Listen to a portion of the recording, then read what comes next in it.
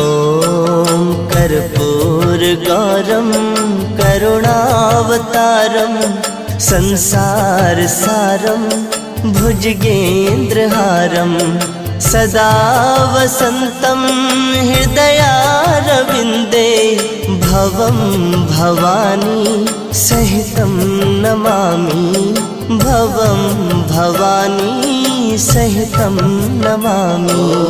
कर्पूरगौरं करुणावतारं